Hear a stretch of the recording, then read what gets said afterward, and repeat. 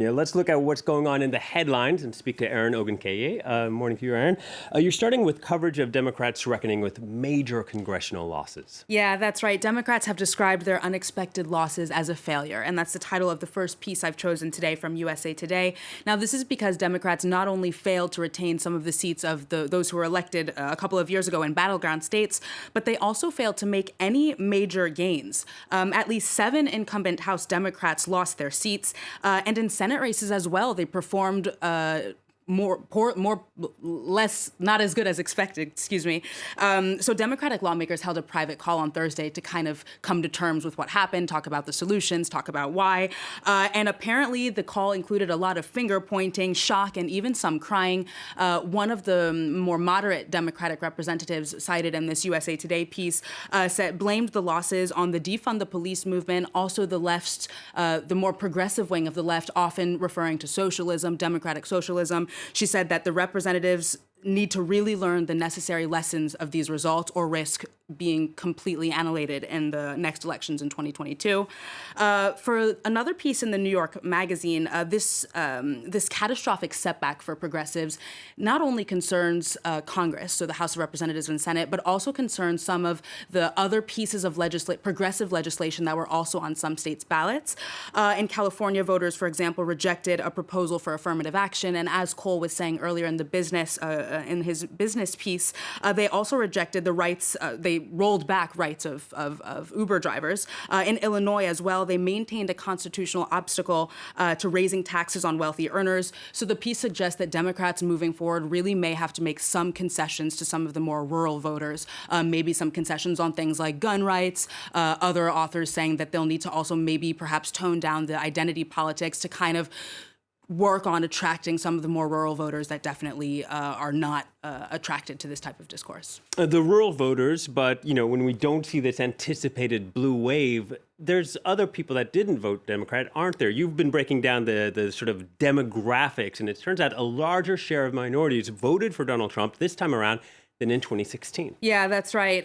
Nationwide, Donald Trump captured as much as 36% of the Latino vote. And he was most successful in the states of Florida and Texas, which obviously have really heavy Latino American populations.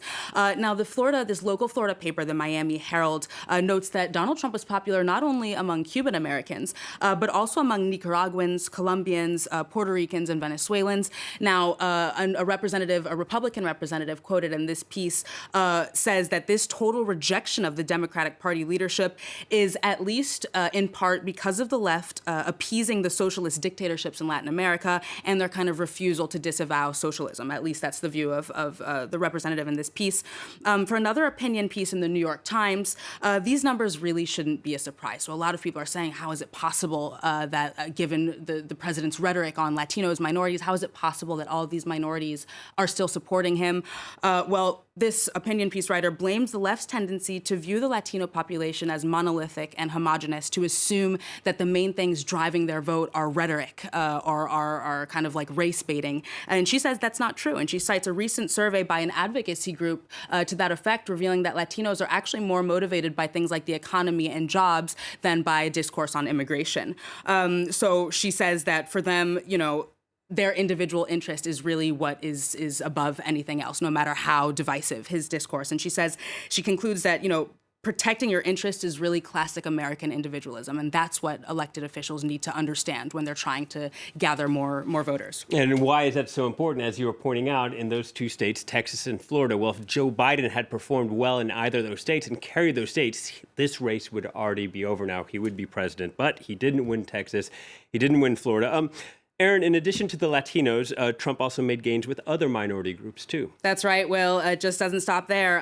American news website Vox, for its part, wondered why the president made gains with black voters as well, pointing out that his share of votes nationally from both black men and black women increased by up to 4 percentage points, which is pretty substantial. Now, according to this piece, similar to Latinos, black Trump supporters tend to support the president because of what they view as his successful policies, again, on employment, jobs, prosperity. The article cites high-profile Black Americans that have that announced their intention to support Trump, including 50 Cent, noting that wealthy African Americans were actually concerned that under Joe Biden's tax plan that they would lose money.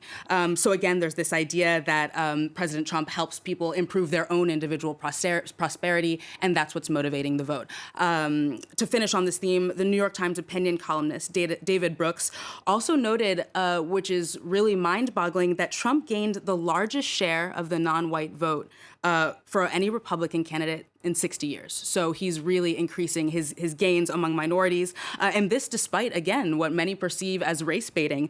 So David Brooks says that the left should really be able to focus more on things that are clearly important to these voters, such as championing personal agency, boosting small businesses, instead of harping on morality, the culture wars, or the kind of good versus evil dichotomy, which he says is clearly not working. Indeed, there's perhaps a bit of a foregone conclusion with Democrats with the Black Lives Matter and the civil rights marches that we saw earlier this year. But in fact, as you say, they didn't do enough to appeal to people's economic needs and job concerns. Let's finish up on something lighter. A viral video about the elections has given forgotten DJs a chance at fame. That's right. Well, White House spiritual advisor and televangelist Paula White held an impassioned prayer session on Thursday to kind of implore God and the spirits to help Trump secure a victory. Let's see if we can hear a few seconds of one of the remixes that a DJ did online.